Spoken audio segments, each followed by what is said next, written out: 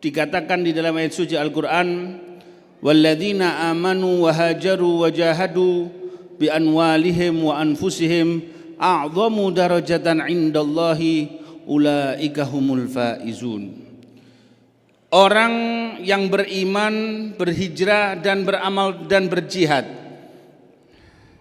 yang mana mereka jihadnya korbankan jiwa dan mengorbankan harta mereka, a'zamu darajatan indallah, mereka derajatnya lebih besar di sisi Allah dan mereka adalah orang-orang yang beruntung.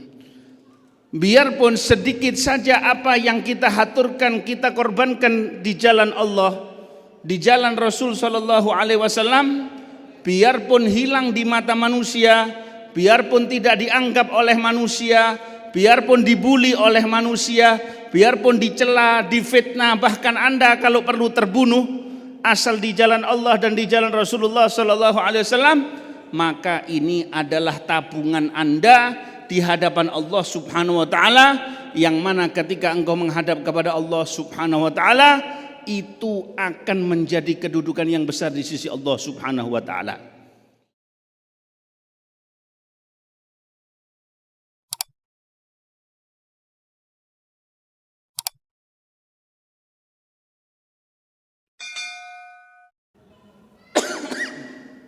Assalamualaikum warahmatullahi wabarakatuh.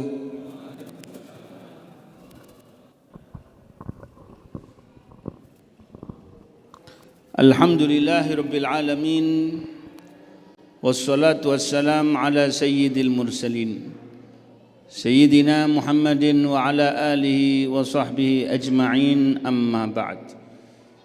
Yang saya hormati segenap para habaib, para alim ulama, para kiai, para asatid, para bunyai, hadirin hadirat, aparatur pemerintahan, takmir masjid Jami' Kabupaten Ponorogo, RMAA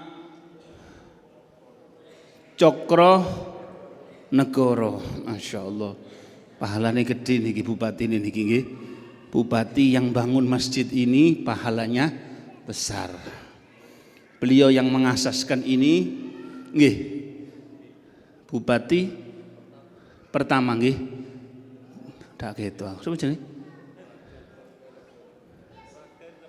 Raden Cokronegoro. Nah, yang tadi sudah dibahas bagaimana hijrah Rasulullah sallallahu alaihi wasallam. Ayat 1 Al-Quran dikatakan di dalam ayat suci Al-Quran, walladzina amanu wa hajaru wa jahadu bi anwalihim wa anfusihim a'zamu darajatan indallahi ulaika humul faizun. Orang yang beriman, berhijrah dan beramal dan berjihad, yang mana mereka jihadnya korbankan jiwa dan mengorbankan harta mereka, a'zamu darajatan indallah, mereka derajatnya lebih besar di sisi Allah dan mereka adalah orang-orang yang beruntung.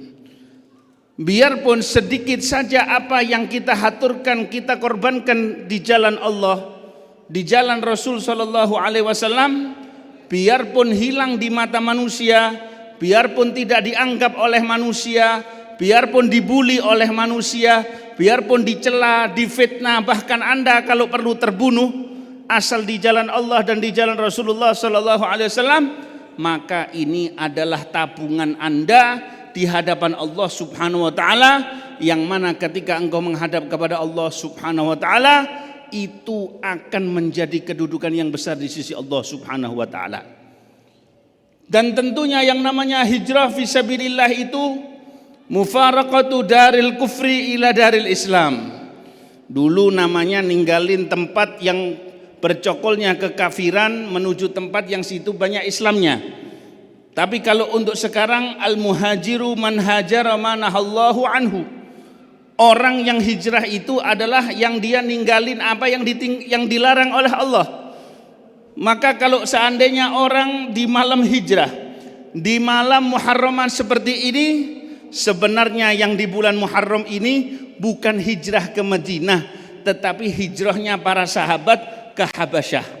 Sedangkan di akhir daripada Safar, Sayyidina Rasul sallallahu alaihi wasallam baru beliau berhijrah menuju Madinah hingga nyampe di Madinah setelah beberapa hari diambil waktunya di Gua Thur, kemudian juga di tempatnya Quba, lalu sampailah di Madinahnya Sayyidina Rasul sallallahu alaihi wasallam melewati Thaniyatil Qada, yaitu pertemuan dua ujung bukit yang dulu katanya adalah tempat bercokolnya jin.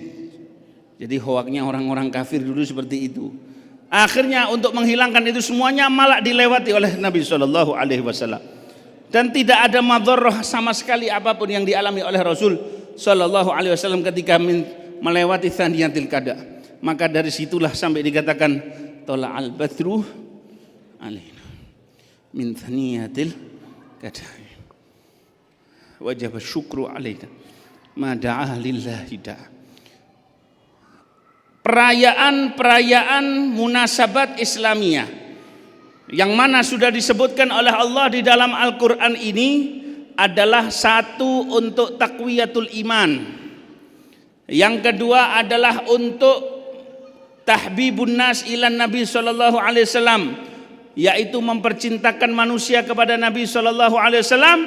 Kemudian yang ketiga, tathbitul ghirah fi qulubil mu'minin li nashri syariatin Nabi Muhammad sallallahu alaihi wasallam, yaitu menanamkan kepedulian di hati orang yang beriman agar mereka mau untuk menyebarkan syariat Rasul sallallahu alaihi wasallam. Sebab Nabi sallallahu alaihi wasallam beliau mengatakan, innama bu'itsu mu'allima, saya diutus oleh Allah sebagai muallim. Jadi kalau kita lihat bagaimana yang dialami oleh Rasul sallallahu alaihi wasallam sebelum diangkat jadi nabi sudah memiliki sifat-sifat yang indah sebagai al-amin. Ketika diangkat jadi Nabi Muhammad sallallahu alaihi wasallam, kemudian beliau sebarkan yang namanya agama ini, fasda' bima tu'mar wa a'rid 'anil jahilin. Sebarkan apa yang Allah perintahkan ke kamu dan palingkan dirimu dari orang yang enggak tahu. Artinya jangan terlalu engkau pedulikan tanpa menyakiti mereka. Wa a'rid 'anil jahilin. Jangan terlalu sibuk ngurusi orang-orang yang jahil seperti itu. Madumta fil haqqi istamir. Selama engkau dalam kebaikan, jalankan. Jangan bingung, jangan apa. Sebab apa? Ini adalah jalannya Allah, jalannya Rasul sallallahu alaihi wasallam. Jadi kalau kita lihat bagaimana yang dialami oleh Rasul sallallahu alaihi wasallam sebagai bentuk keikhlasannya Nabi sallallahu alaihi wasallam, pertama yang mengingkari Nabi adalah keluarganya. Kemudian orang yang cinta kepada beliau ingkar kepada Nabi sallallahu alaihi wasallam. Mari gitu, ketika dalam perang yang dikorbankan pertama bukan orang lain, keluarganya dulu. Di dalam duel, di dalam hal apapun yang dikorbankan oleh Nabi SAW, yang disuruh maju terlebih dahulu adalah keluarganya, supaya orang tahu bahwasanya Sayyidina Rasul SAW tidak pakai pilih-pilih. Iki suwe-suwe aku ngeblak iki. Ono kursi dah. Mboten enten ya. Yeah. Jadi kalau kita lihat di dalam kehidupan Sayyidina Rasul sallallahu alaihi wasallam, memang yang namanya hijrah itu adalah suatu hal yang berat sekali. Bahkan katanya Amr bin As waktu itu setelah penaklukan kota Mekah baru masuk ke dalam agama Islam kalau tidak salah. Di saat itu sebelum wafatnya dia datang, dia menangis. Anaknya mengatakan, "Ya abatah, malak, kenapa? Apa yang menimpa dirimu? Bukankah Nabi sudah ngasih kamu kabar gembira bahwasanya kamu masuk surga?" Dibilang, bukan itu yang saya khawatirkan, tetapi tidaklah engkau tahu, saya bersyukur kepada Allah karena dulunya saya adalah orang yang paling benci dengan Muhammad sallallahu alaihi wasallam. Seandainya saya membunuh Muhammad atau saya mati dalam keadaan kufur kepada Muhammad, pasti saya menjadi penghuni api neraka.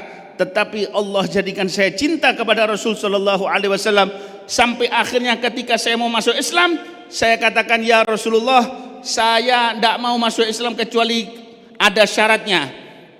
Ada apa? Apa yang kau inginkan ya Amr? Dibilang, saya ingin diampuni. Apa kata Nabi SAW? Alam ta'lam, tidakkah kamu tahu bahwasanya Islam yahdimu ma qablah, Islam itu menghancurkan yang sebelumnya. Apa? Kekufuranmu akan dihapuskan berkat Islam. Hijrah tahdim ma qablah, hijrah pun juga menghapuskan yang sebelumnya. Begitu juga wal hajj, ibadah haji juga menghancurkan atau menghapuskan dosa-dosa yang sebelumnya. Kemudian kata Amr bin As, maka sejak saat itu aku selalu terbawa cinta kepada Rasul SAW.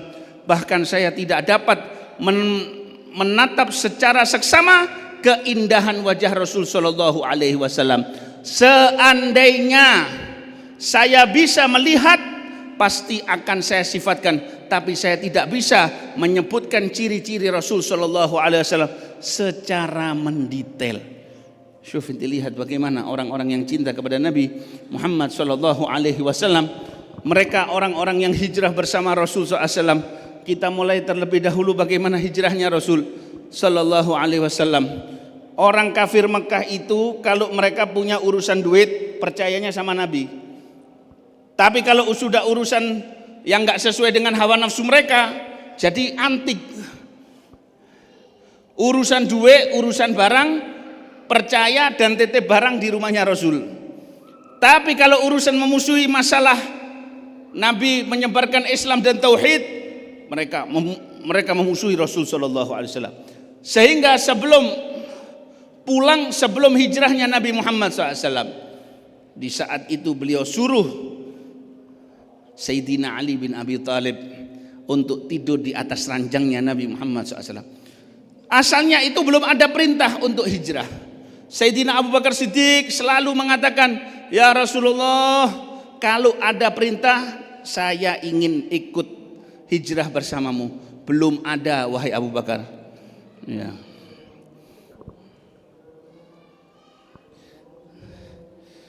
Wahai Abu Bakar, belum ada perintah. Abu Bakar Siddiq itu datang mesti pagi, siang pulang. Rasul itu datang ke rumahnya Abu Bakar, kalau nggak pagi ya antara sore sampai malam ke rumahnya Abu Bakar As-Siddiq radhiyallahu anhu. Terus begitu yang dialami sampai pada akhirnya datanglah perintah untuk hijrah. Ketika datang perintah untuk hijrah, Abu Bakar As-Siddiq sudah menyiapkan 2 ekor onta. Asalnya mau dikasihkan ke Nabi. Kata Nabi SAW, tidak wahai Abu Bakar, biar saya beli onta yang engkau berikan kepada saya. Dibeli oleh Rasul Sallallahu Alaihi Wasallam. Kemudian juga yang sang penunjuk jalan Abdullah bin Fuhairah itu sebagai penunjuk jalannya. Jadi Nabi SAW tidak melawan sedikit pun daripada sunnatullah, sunnah kauniyahnya Allah nggak dilawan. Kalau mau mendoakan orang itu celaka gampang, tapi Nabi nggak mau. Kenapa? Karena Nabi itu muallim, pengajar, supaya bisa dicontoh sama orang. Ketika kamu ada masalah, kembalikan urusanmu kepada Allah, minta kepada Allah. Kemudian apa? Istamil akhlak, pakai akal, pakai siasat. Jadi makanya Nabi SAW ketika keluar itu nggak langsung serta-merta begitu. Asalnya kafir Quraisy sudah bersepakat ini dikepung 10 orang dari kabilah yang berbeda-beda supaya nanti Bani Hashim gak bisa balas dendam. Tapi Allah Subhanahu wa taala bilang kepada Nabi Muhammad SAW bahwasanya akan diselamatkan. Akhirnya diambilkan tanah oleh Nabi SAW, ditaruh di atas kepalanya 10 pemuda itu. Yang kena debunya di atas kepalanya, mereka semuanya mati mengenaskan di perang Badar. Tapi Nabi gak lupa haknya orang.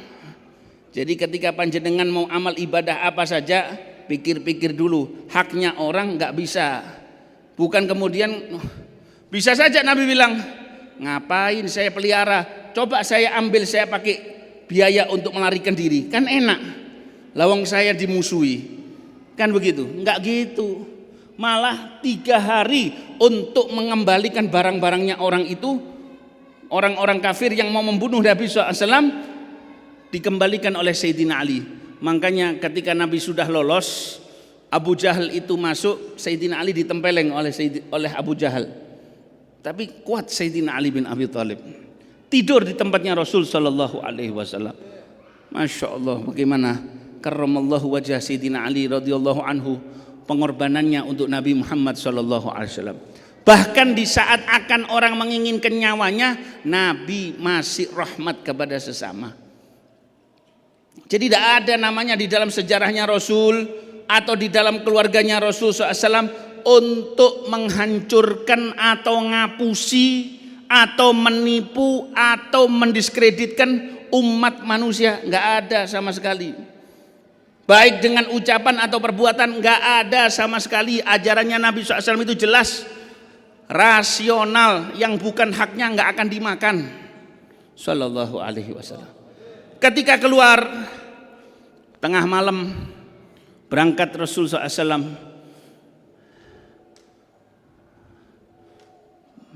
pertama yang ditempati apa? Gua Thur. Berapa hari di Gua Thur? 3 hari.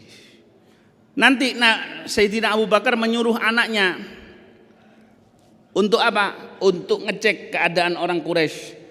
Ada yang satu bawa kambing, Asma itu nanti bawa kambing. Buat apa? Mengelabui jejak kakinya Rasul sallallahu alaihi wasallam. Sambil bawakan berita, nanti bawakan makanan seadanya selama 3 hari itu. Tapi Sayyidina Abu Bakar Siddiq ketika masuk di tempat itu, asalnya kalau jalan itu belakang, depan, depan, belakang. Kenapa? Khawatir sama Nabi Shallallahu Alaihi Wasallam. Ketika masuk di dalam goa yang kecil, cukup hanya untuk sembujung lah istilahnya ya. Itu dibilang, ya Rasulullah, kalau mereka lihat bawah kaki, mereka akan tahu bahwasanya kita ada di dalam sini. Kalau mereka lihat bawah gini, kelihatan kita akan, tapi dijaga oleh Allah Subhanahu Wa Taala. Bagaimana kalau seandainya dua, yang ketiganya adalah siapa? Allah Subhanahu Wa Taala. Sampai disebutkan oleh Allah di dalam Al-Quran, Thaniyathnaini idhuma fil ghar. Bukan apa-apa, dikarenakan bersuhbah kepada Nabi Muhammad SAW. Makanya orang yang ingkar persahabatan Abu Bakar dengan Nabi, kafir. Kenapa? Karena mengingkari nas Al-Quran. Sayyidina Abu Bakar Siddiq sudah merobek gamisnya semuanya untuk menambal lubang-lubang yang ada di goa, ditambali semua. Ada satu nggak bisa ditambal, kakinya ditaruh. Akhirnya dicokot ular, dipatok. Kenapa? Kata para ulama, ular itu ingin melihat wajah Nabi Muhammad SAW. Ini yang disebutkan dalam sirahnya Rasul SAW. Karena terhalang, ya sifat liarnya muncul. Nggak mungkin dia kompromi sama Sayyidina Abu Bakar. Mas, pinggirin dong kakimu, bisa ndak? Minggirno sik iku sikilmu iku, iso? Ha iso. Gak ono mana dicokot, kaget. Tapi gak gerak. Sampai meneteskan keringatnya itu ya di atas dahinya Rasul sallallahu alaihi wasallam. Itu biasanya kalau orang kena 1 patok, 2 patok mati. Tapi karena Abu Bakar Siddiq lagi mengemban kepala Rasul sallallahu alaihi wasallam, dikasih kekuatan oleh Allah Subhanahu wa taala. Kenapa ya Abu Bakar? Dibilang ladaghatni, saya terkena gigitan hanash, ular. Akhirnya diludahi oleh Nabi, sembuh. Sampean jangan latihan. Coba nih api latihan, sampean taruh semut di sarang semut, biar semut itu nyokot tangani sampean. Nanti tak ajari bacaannya nanti. Wa maqali kira-kira ya apa? Tambah beranang apa tambah waras? Beranang nopo waras? Ya tambah, waduh. Artinya racunnya nggak bakal keluar. Sallallahu alaihi wasallam. Jadi Sayyidina Abu Bakar Siddiq itu mengorbankan semuanya untuk Rasul sallallahu alaihi wasallam. Orang kafir Quraisy itu waktu membawa ahli jejak kaki itu bingung. Dia bilang ini jejaknya biarpun kena ditutupi sama jejaknya anjing, jejaknya kambing saya tahu. Sampai di sini di pintu goa, loh ini goa sudah banyak hewan, ada burung dara, ada debu, ada sarang laba-laba. Loh ya apa? Masa masuk sini? Kalau masuk sini kan pasti bisa hancur.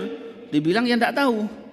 Sahibukum hadza imma yadussu tahtal ard au yatir fil hawa. Ente punya teman ini Muhammad SAW ini kalau enggak tenggelam di tanah saking saktine atau ya muluk wis kehilangan akal. Kenapa? Karena sudah ada jejak lagi. Sampai korbankan 100 ekor unta bagi siapa yang bisa memburu Rasul SAW. Akhirnya itu tadi Suraqah bin Malik kan, ngejar Nabi, ditoleh sama Nabi, terjatuh, ditoleh lagi, terjatuh lagi, sampai terakhir yang nolong Rasul SAW. Ente minta apa? Minta duit. Saya janjikan kamu akan memakai perhiasannya Kaisar Kisra, yaitu Raja Persia. Kata Suraqah, awakmu selamat durung tentu kok atik warang ini. Tapi dibikin surat perjanjian. Jadi dakwah itu nggak lihat yang di depan sekarang. Dakwah itu harus punya husnudzon sampai ke depannya insya Allah akan berhasil. Kenapa? Hidup dan mati Allah yang sudah nentukan. Berhasil atau tidaknya Allah Subhanahu wa taala tentukan. Yang penting sampean ikut andil apa enggak. Kayak ini tadi Masya Allah ada pengukuhan luar biasa. Ya gini, ojo bentrok terus Pak, ojo tukaran terus. Nggih, kudu sing ngakur urip niki nggih. Umat Islam ini di mana-mana sekarang lagi digoreng dan digoreng. Cukuplah yang digoreng itu nasi goreng bisa dimakan, ayam geprek bisa dimakan, kambing goreng iso dinikmati. Saiki kabeh tak tonton kayak kambing goreng kabeh. Ngapunten ya. Jangan. Anda harus cerdas. Terutama ulamanya harus cerdas. Jangan gampang terprovokasi. Sebagai kiai jangan terprovokasi. Sebagai ustadz jangan terprovokasi. Kalaupun ada orang yang dulu cita kemudian mendiskreditkan kamu, jangan kaget, itulah dunia. Tapi sampean tabayun. Opo oh. Kenapa? Ada apa? Kan begitu. Jangan nanti kita balas-balesan. Kayak yang satu gonggong ini ikut gonggong, jangan bos. Rame sak kampungku nggih. Lebih bagus man sakata salima. Apal kan sampean mahfudzat itu ya. Man sakata salima. Sopo sing menang pasti selamat. Uang sing ngomong masih tepak. Kadang lebih disesali. Tidak seperti orang yang diam, meskipun diamnya itu kadang mungkin untuk hal yang salah. Dia tidak akan nyesel atas diamnya, tapi yang lebih disesali adalah omongannya. Jadi karena itu zaman sekarang ini adalah tatalah diri Anda untuk ikut Rasul Shallallahu Alaihi Wasallam. Akhirnya dilanjutkan perjalanan sampai di tempatnya Ummu Ma'bad sebelum Madinah. Ummu Ma'bad ini seorang perempuan pinter menggambarkan ciri-ciri orang yang datang. Jadi kelihatan Nabi datang sama Sayyidina Abu Bakar sama Abdullah bin Fuhairah ini tadi. Ummu Ma'bad ini punya kambing, kambingnya itu nggak bisa keluar susunya. Akhirnya sama Nabi dibacain sampai keluar air susunya. Ketika disuruh minum, yang pertama disuruh minum Ummu Ma'bad dulu, kemudian Abu Bakar, As-Siddiq radhiyallahu anhu, kemudian Abdullah bin Fuhairah, baru setelahnya yang terakhir Sayyidina Rasulullah sallallahu alaihi wasallam.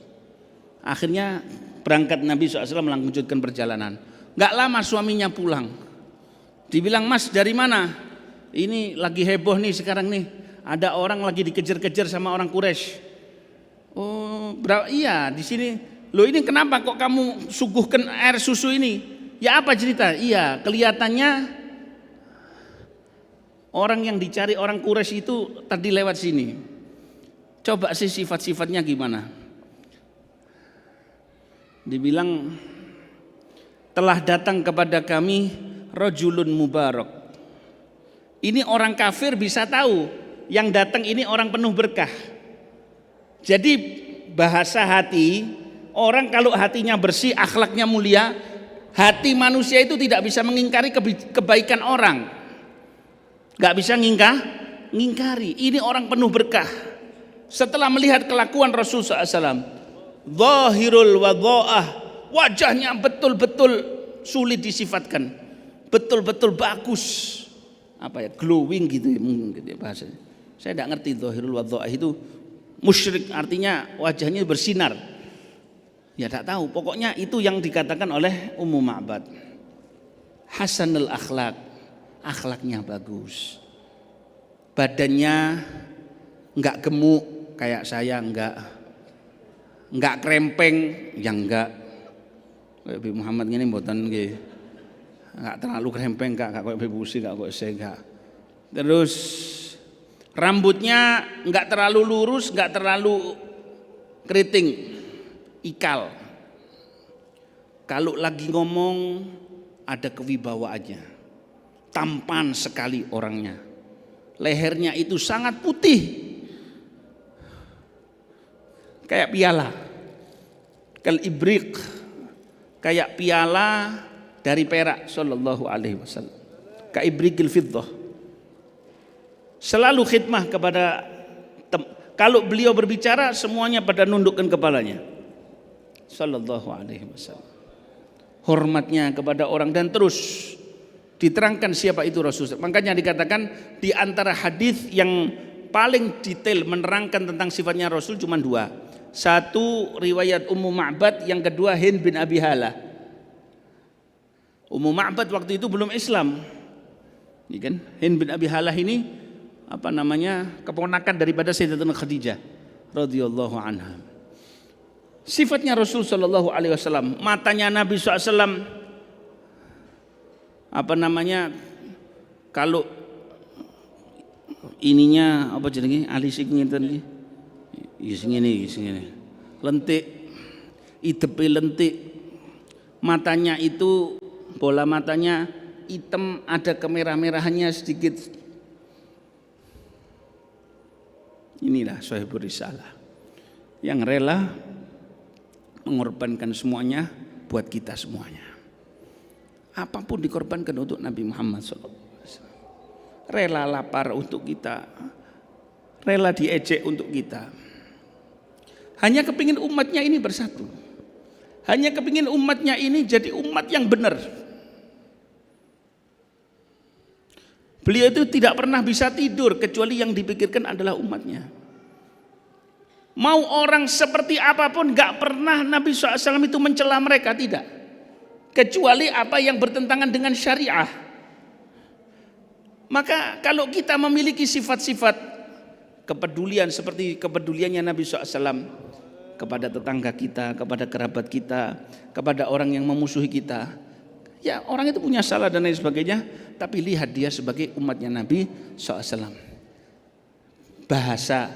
Bahasanya saya, bahasa Mbu Ampel, Mbu Danio, senengi Rasul SAW.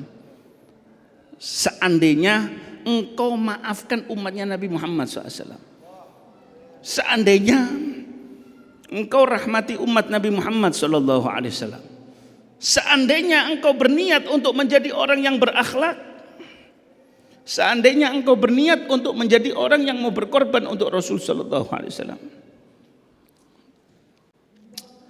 Di zaman Imam Ahmad bin Hanbal, beliau itu lagi ada permasalahan akidah penguasa saat itu yang lagi Mu'tazilah. Imam Ahmad bin Hanbal disuruh mengatakan bahwasanya Al-Quran itu ciptaan Allah. Nggak mau, Al-Quran adalah kalam Allah, termasuk sifatnya Allah. Akhirnya ditangkap, dimasukin penjara, dicambuk. Di situ ada satu orang pelaku maksiat, anak muda pelaku maksiat, ahli minuman keras, banyak deh, ya zina, ya bunuh orang dan macam sebagainya. Cuman dia bilang, ya Ahmad bin Hanbal, jangan sampai kamu kalah dengan saya.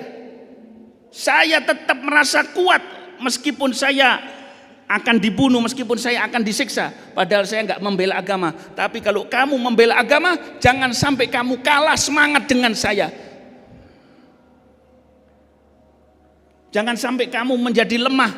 Akhirnya umat ini akan berubah gara-gara ucapan salah daripada seorang ulama. Subhanallah, setelah pemuda ini dihukum mati, malamnya Imam Ahmad bin Hanbal bermimpi anak ini dikasih kedudukan yang tinggi oleh Allah Subhanahu wa taala.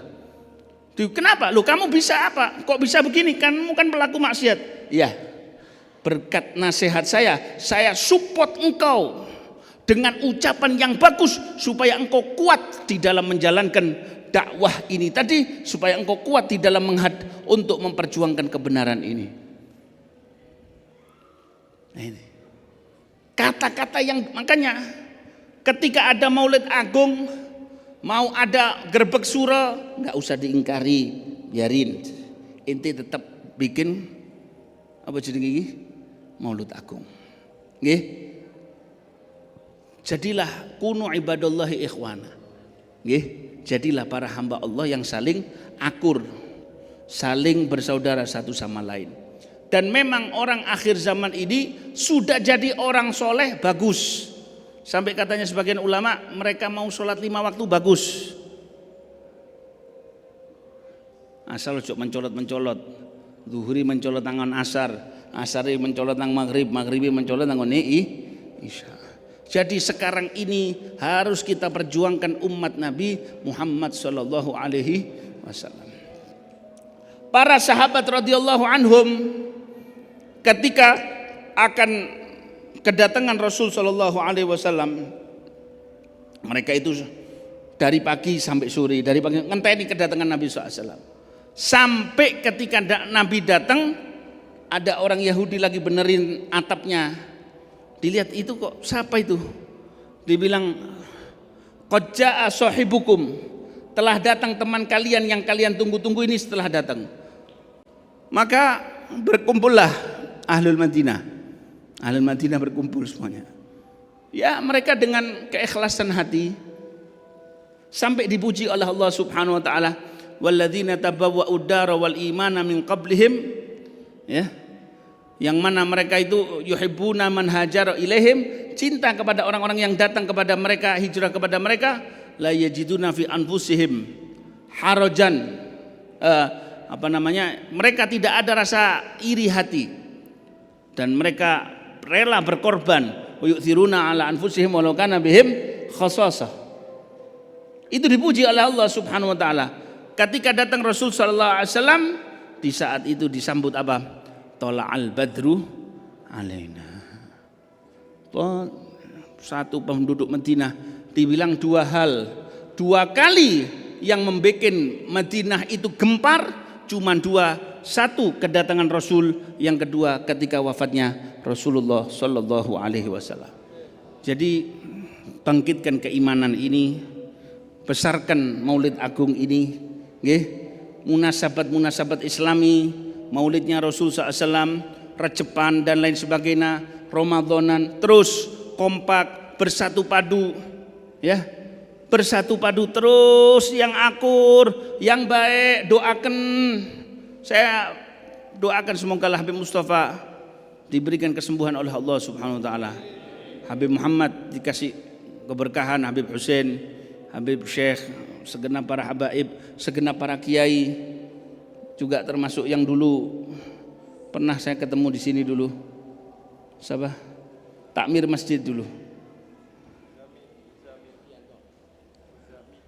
Yus pokoknya zaman iku lali. Hah? Lah iya makanya sudah tufi. Dulu anak cerita yang dulu. Kon ndak ono kon tidak melok waktu itu. Kiai Khalid ya. Siapapun yang ikut menanam untuk di jalannya Rasul dia akan menerima. Nanti sing nganterkan dhewe sapa? Kanjeng Nabi Muhammad SAW. Iki lho bagianmu. Sampean kalau minta bagian dari saya tidak dapat apa-apa. Sampean kalau minta bagian dari ustaz, dari kiai, dari habaib ini, tak oleh bagian apa-apa. Apiku alek hadro, apiku sapa bae. Tapi inti yang dikejar cuma satu, mintalah bagian dari Rasul sallallahu alaihi wasallam.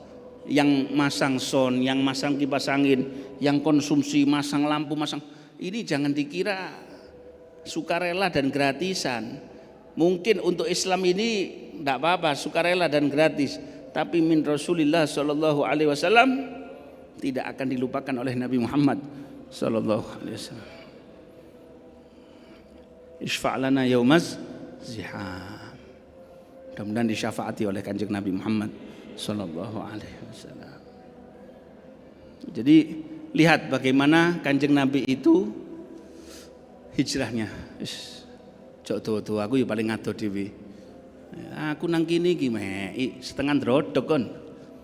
Asale mestinya saya sampai sini jam 7:30 saya masuk. Gara-gara kunci kontaknya ketinggalan di gowo supir sijine, akhirnya tuh balik maneh. Jadi namanya perjalanan golongan bingung. Ya riwa-riwi ya apa gak bingung. Jadi nek sampean ningali tiyang niku mulutnya nyerocos terus perbuatannya ora genah, ya kan? Kurang tepak wis anggepen golbing. Apa golbing iku? Golongan. Nek gak kuat maneh waran, oh iki jam loro. Jam loro iku lurus napa miring? Hah? Yang kenal itu Habib Husin sama Habib Husaini. Ya Muhammad ini sudah kawakan sudah. Tapi alhamdulillah ala kulli hal. Sampai lihat ya bagaimana Habib Mustafa itu Masya Allah luar biasa. Beliau itu bisa apa ya ngayomi. Saya pertama kesini saya kasih cerita. Terakhir ini sudah wis sampai mulai apa nonton gerbekan apa tetap begini. Ya. Saya datang. Saya bawa 2-3 orang driver semua. Saya bilang Habib Mustafa biar mereka yang bawa. Enggak, saya berangkat sendiri. Saya enggak enak kalau saya enggak nyupir. Waduh. Habib Husin sudah ke sini. Habib Husin bin Abu Bakar sudah ke sini. Wis. Iku berangkat, Pak. Saking kepingin cepetin nyampe nang ngene Ponorogo iki. Wah, iku waktu iku nglewati gunung-gunung sing biasa truk nggawa apa jenenge? Nggawa pasir. Terus di tengah jalan papasan sama mobil. Wes pokoknya yang dilihat kelihatannya mungkin itu masjid tok yang dilihat. Enggak tahu rambu-rambu enggak tahu, pokoknya pengantar. Aku ngene to. Aku ki sik pirang wulan mari kawin iki. Wae. Kratak kaget aku. Habib Mustafa gini tuh. Oh apa iya? Enggak. Spion 1 sudah hilang. Medan. Ya apa namanya? Iya. Aku nyekel lagi sama gini. Sambil lihat semangatnya. Nah sekarang beliau lagi sakit. Diteruskan anak-anaknya enak. Sekarang sudah ada drivernya masing-masing. Tak tahu, pokoknya tanggap driveran kabeh. Tapi lihat itu seperti itu beliau itu sampai ke Solo ben malam Jumat biyen Dewian. Saking senenge kali majelis sholawatan. Satu ketika sebelum hal itu beliau bilang apa? Aku iki Beb kepingin orang-orang yang ada di desa ini supaya mereka bisa merasakan nasi kebuli, bisa merasakan kambing dan lain sebagainya. Artinya rahmah yang dibawa ini itu berkat kumpul kepada para ulama-ulama sebelumnya. Kempal kali Habib Anis, kempal kali para aulia, kempal kali para kiai, itu terwariskan semuanya dari atas sampai Rasulullah. Pas itu berangkatnya kayak gitu. Mulai nih, waduh. Jalan pulangnya itu bawa. Saya keturun gini, cok turu ya. Tangannya kuat kan ya. Begitu sampai mau masuk ke Diri itu ada Jampes ya, Termas ya, Jampes sama Termas beda. Sampai Jampes kuno, Habib Mustafa iki nyeluk keponakane. Padahal waktu itu Habib Husin kali jenengan Ustaz. Waktu itu masih di turu-turuan dek ndelosoran dek masjid gini ndak salah. Bilang gini. Ye, gitu. Sin, ente dek di sin. Karena dulu Husin siapa iki?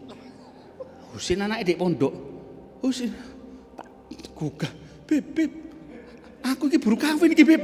Ojo mati bareng dhisik, ojo sik, Beb. Oh iya. Nah ini akhirnya baru digantikan satu orang ambil.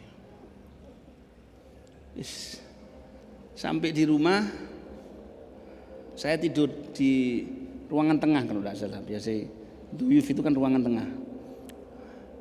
Jam 5 Habib Mustafa sudah still dengan pakaiannya, kan Jumatan ya. Sini kan biasanya malam Jumat, nggih.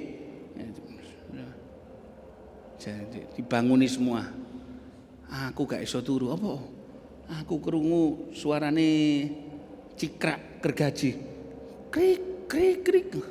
Lah wong telu iki kabeh lemu kabeh jagung ngorok kabeh.